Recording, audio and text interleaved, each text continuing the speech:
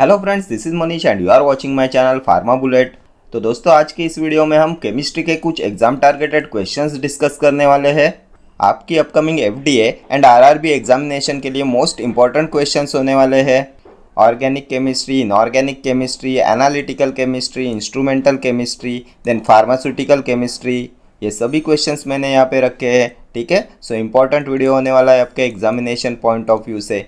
तो स्टार्ट करते हैं। There are some acronyms and their expansions. Identify the wrong one. इनमें से कौन सा wrong है? Acronyms and their expansions. तो DOSI stands for Diffusion Order Spectroscopy. HETCOR stands for Heteronuclear Correlation. NOESI stands for Nuclear Overosser Effect Spectroscopy. ROEST stands for Rotational Overosser Effect Spectroscopy. तो इनमें से कौन सा wrong है? तो DOSI होता है डिफ्यूजन ऑर्डर स्पेक्ट्रोस्कोपी, ये करेक्ट है। HETCOR stands for heteronuclear correlation, ये भी करेक्ट है। Then NOESI nuclear Overhauser effect spectroscopy, ये भी करेक्ट है। रोटेशनल ओवरऑसर इफेक्ट स्पेक्ट्रोस्कोपी के लिए क्या होता है? तो ROESY होता है ना इसके लिए। ROESY stands for rotational Overhauser effect spectroscopy. ROEST नहीं होगा, so option D will be your correct answer. क्या होता है ये रोटेशनल ओवरऑसर इफेक्ट स्पेक्ट्रोस्कोपी? तो ये होता है type of nuclear magnetic resonance spectroscopy. किस में यूज़ करते हैं इसका? तो इसे यूज़ करते हैं टू स्टडी मॉलिकुलर स्ट्रक्चर्स। ठीक है, नेक्स्ट क्वेश्चन देखते हैं। Which one of the following is not a titrimetric method? इनमें से कौन सा टाइट्रीमेट्रिक मेथड में नहीं आता? Fluorimetry, precipitation, complexometric, acid base. तो एसिड बेस टाइट्रेशन होता है, कॉम्प्लेक्सोमेट्रिक टाइट्रेशन होता है, प्रेसिपिटेशन टाइट्रेशन भी होता है। इसमें फ्लोरीमेट्री नहीं आता, option A will be your correct answer. Fluorimetry is not a titrimetric method. तो फ्लोरीमेट्री क्या होता है? तो ये होता है analytical method for detecting and measuring fluorescence of a substance. Fluorescence को मेजर करने के लिए इसका यूज़ करते हैं। देन अभी आप मुझे बताएंगे कॉम्प्लेक्सोमेट्रिक टाइट्रेशन का यूज़ किस में करते हैं? किसके ऐसे के लिए यूज़ करते हैं कॉम्प्लेक्सोमेट्रिक टाइट्रेशन का? तो calcium gluconate can be assayed by complexometric titration. Then titanium dioxide is also assayed by complexometric titration. और किस में यूज़ करते हैं इसका? तो magnesium sulphate is assayed by complexometric titration. ये तीनों अभी तक के पूछे हुए क्वेश्चन है। नेक्स्ट क्वेश्चन देखेंगे। Sodium tetraphenyl borate titration is also known as non-aqueous titration, redox titration, indicator extraction titration, arganometric titration. Sodium tetraphenyl borate titration is also known as, तो it is also known as redox titration. Option B, redox titration को बोला जाता है sodium टेट्राफिनाइल borate titration. ये भी last year exam में पूछा हुआ क्वेश्चन है। देन redox टाइट्रेशन पे और क्या पूछा जाता है? तो हाइड्रोजन पेरोक्साइड ऐसे is performed by redox titration होता है ना। देन नॉन एक्वस टाइट्रेशन पे क्या पूछा जाता है?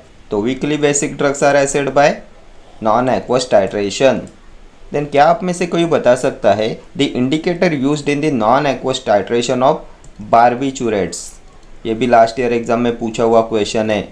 An indicator used in non aqueous titration of barbiturate, तो इसमें यूज करते हैं थाइमोल ब्लू का। ठीक है, यानी जो अर्जेंटोमेट्रिक टाइट्रेशन है इसका यूज़ किस में करते हैं? तो जो विटामिन B1 होता है थायमिन, इसके ऐसे के लिए इसका यूज़ करते हैं। ठीक है, ये सभी अभी तक के पूछे हुए क्वेश्चन से। चले आगे, next question. Diazotization titration is not used for pyrimethamine, sulfadiazine, sulfamethoxazole, thiamine HCl। तो अभी यहाँ पे क्या देखा है हमने? अर्जेंटोमेट्रिक टाइट्रेशन का यूज़ किस में करते हैं? तो विटामिन B1 के, थायमिन के ऐसे के लिए करते हैं ना। सो यहाँ पे option D will be your correct answer. Diazotization titration is not used for thiamine HCl। Then diazotization titration का यूज़ किस में करते हैं? तो इसे यूज़ करते हैं to analyze aromatic compounds. Aromatic compounds के लिए यूज़ करते हैं डायजोटाइजेशन टाइट्रेशन का। देन इंडिकेटर कौन सा यूज़ करते हैं इसमें? तो स्टार्च, आयोडाइड, पेपर, ये सभी प्रीवियस ईयर क्वेश्चंस है। Next question. In polarography diffusion current is affected by Nernst equation, Ilkovic equation, Henderson equation, gram equation. In polarography diffusion current is affected by, तो polarography में diffusion current is affected by Ilkovic equation, option B. And Henderson Hasselbalch equation पे भी बहुत बार exam में question पूछा जाता है। क्या होता है ये? तो बफर इक्वेशन होता है ना, Henderson Hasselbalch equation. pH value is determined in a buffer solution by Henderson Hasselbalch equation. ठीक है, नेक्स्ट क्वेश्चन। प्रेजेंस और absence of functional group can be identified by the spectra mass, NMR, visible, infrared. Presence और absence of functional group can be identified by the spectra. किसका use करेंगे for the identification of presence और absence of functional group? तो क्या देखा था हमने? Functional group के आइडेंटिफिकेशन में यूज़ करते हैं इंफ्रारेड स्पेक्ट्रा का, option D. Infrared spectroscopy is used for the identification of presence और एब्सेंस ऑफ फंक्शनल ग्रुप।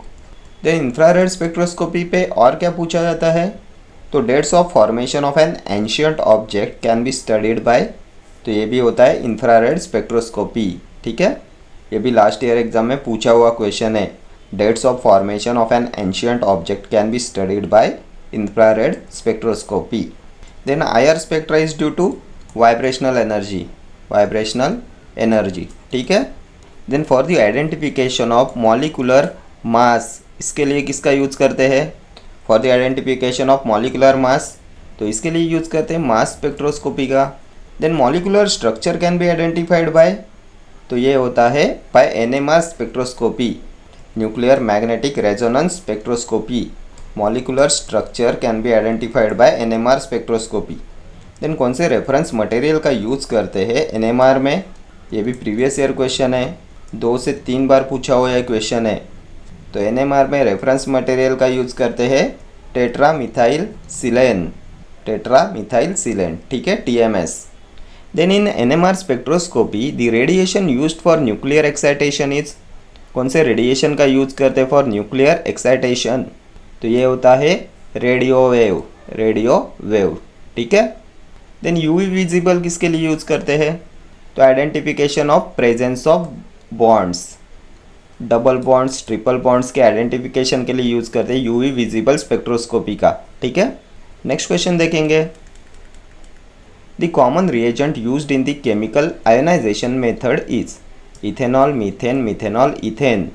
कौन से कॉमन रिएजेंट का यूज़ करते हैं इन केमिकल आयोनाइजेशन मेथड? तो मीथेन का यूज़ करते हैं ना, option B will be your correct answer. Next question. Method of study drug distribution pattern is, किसका यूज़ करेंगे to study drug distribution pattern? Mass spectrophotometry, nuclear magnetic resonance, fluorimetry, UV visible spectrophotometry. Method of study drug distribution pattern, drug distribution pattern previous video में हमने discuss किया था। ये किसका use करेंगे? तो मास स्पेक्ट्रोफोटोमेट्री का यूज़ करते हैं ना, option A. Then nuclear magnetic resonance, क्या देखा अभी? तो identification of molecular structure. Fluorimetry के बारे में हमने क्या देखा था? तो ये होता है technique use to measure fluorescence of a substance.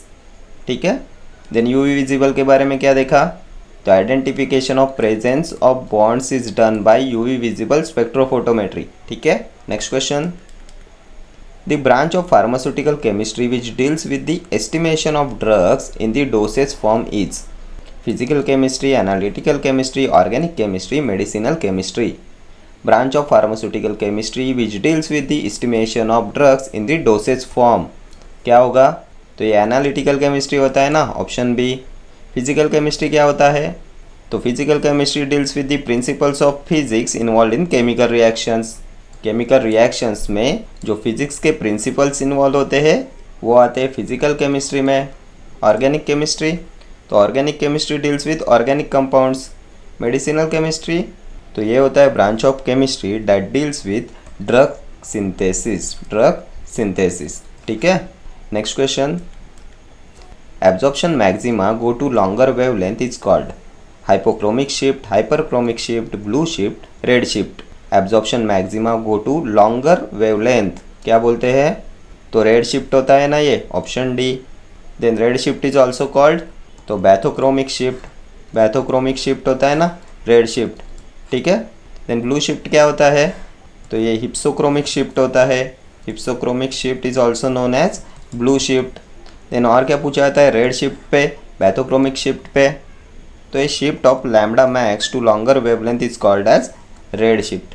ठीक है, next question, which of the following material is not used in the stationary phase of size exclusion chromatography, SEC, size exclusion chromatography, dextran, agarose, polyacrylamide, polyvinyl alcohol, not used in the stationary phase of size exclusion chromatography.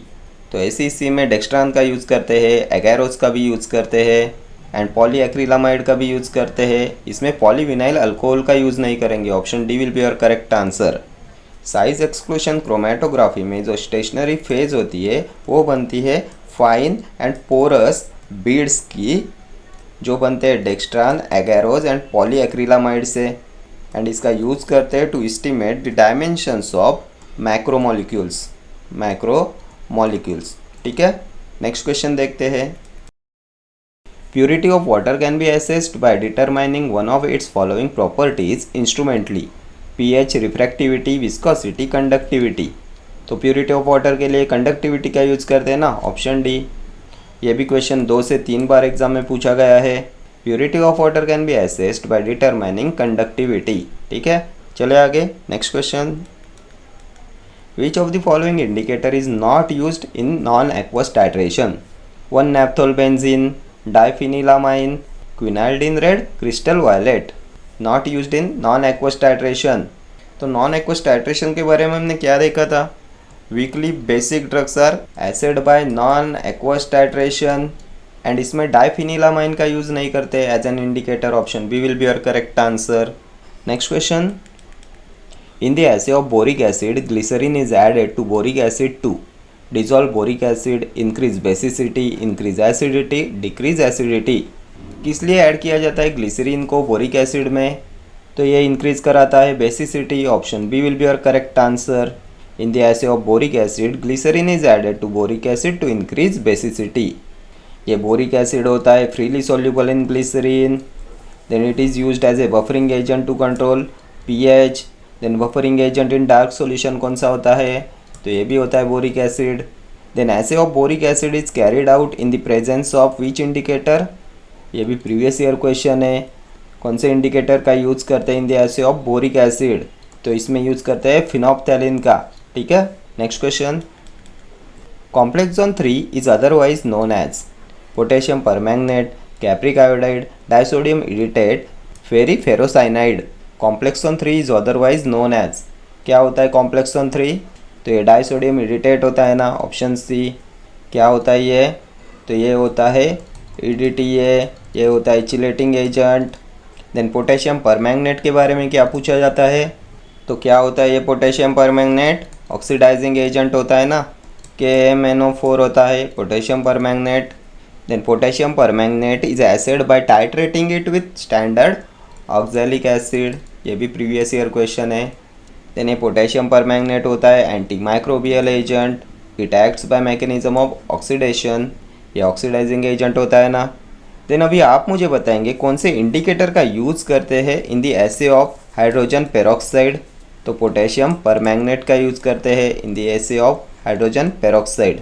ठीक है, ये सभी previous year questions है and ये सभी आपके upcoming exams के लिए इंपॉर्टेंट है। ये जो एक्स्ट्रा पॉइंट्स मैं आपको बताता हूँ ये सभी पूछे हुए क्वेश्चंस होते हैं। ठीक है, चले आगे, next question, mordant black is used as an indicator in the titration of calcium lactate, sodium acetate, ammonium chloride, hydrogen peroxide. किसके टाइट्रेशन में यूज़ करते हैं मॉर्डन ब्लैक का एज एन इंडिकेटर, तो इसका यूज़ करते हैं in the titration of calcium lactate, option A. Ammonium chloride क्या होता है, तो ये सिस्टेमिक एसिडिफायर होता है ना। देन हाइड्रोजन पेरोक्साइड अभी हमने देखा H2O2 is assayed bye redox titration. ठीक है, ये ऑक्सीडाइजिंग एजेंट होता है ना, ये एंटीसेप्टिक होता है, डिसइंफेक्टेंट होता है। Then antiseptic solution generally used for cleaning of wounds and ears क्या होता है, तो ये भी होता है हाइड्रोजन पेरोक्साइड। ये होता है dewaxing agent used in ear drops. Then और किस में इसका यूज़ करते हैं, तो इसका यूज़ करते हैं to clean septic sockets and root canals. Then इसके ऐसे में कौन सा इंडिकेटर का यूज़ करते हैं, in the assay of hydrogen peroxide कौन से इंडिकेटर का यूज़ करते हैं? तो KMnO4 पोटेशियम परमैंगनेट। ठीक है। Next question, dash is the primary standard for standardization of perchloric acid? Sodium oxalate, potassium dichromate, sodium chloride, potassium hydrogen phthalate. कौन सा है primary standard for standardization of perchloric acid? तो ये potassium hydrogen phthalate होता है ना। Option D will be your correct answer. Next question, assay of boric acid is carried out in the presence of which indicator? तो अभी option C मत देखो, कौन से इंडिकेटर का यूज़ करते हैं बोरिक एसिड के एसे में? तो फिनोप्थेलिन के बारे में हमने देखा था ना, ये ऑप्शन ए हो जाएगा आपका करेक्ट आंसर। फिनोप्थेलिन क्या होता है? तो ये स्टिमुलेंट लैक्सेटिव होता है ना, स्टिमुलेंट लैक्सेटिव होता है फिनोप्थेलिन। देन फिनोप्थेलिन पे और एक क्वेश्चन पूछा गया था, कलर ऑफ फिनोप्थेलिन एट pH 11.7। कौन सा कलर होता है फिनोप्थेलिन का एट pH 11.7? तो ये होता है पिंक कलर। ठीक है। नेक्स्ट क्वेश्चन देखते हैं, in NMR which solvent is used as a reference solvent? कौन सा होता है reference solvent in nuclear magnetic resonance? तो ये भी हमने प्रीवियस क्वेश्चन में डिस्कस किया था। तो सबसे पहले अभी आप मुझे बताएंगे किस में यूज़ करते हैं NMR का? तो molecular structure can be identified by NMR। देखा था ना हमने, ये molecular structure can be identified by NMR spectroscopy. Then reference material used in NMR होता है tetra methyl silane. Option A will be your correct answer. Then और क्या देखा था?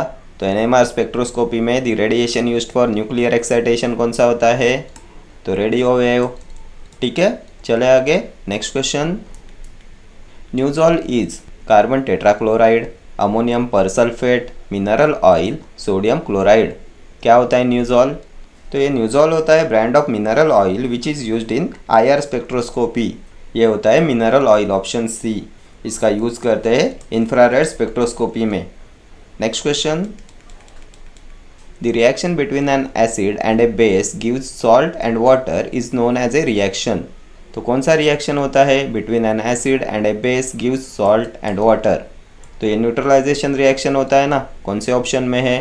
तो double decomposition, nucleophilic neutralization. Option C will be your correct answer. ये neutralization reaction होती है between an acid and a base and ये देती है सॉल्ट एंड वाटर। ठीक है, चले आगे। Next question, in chloride limit test the reagent added for precipitation is sodium chloride, silver nitrate, sodium nitrate, silver chloride. कौन से रिएजेंट को ऐड किया जाता है for precipitation in chloride limit test? तो लिमिट टेस्ट की वीडियो में हमने इसे डिटेल में डिस्कस किया था ना।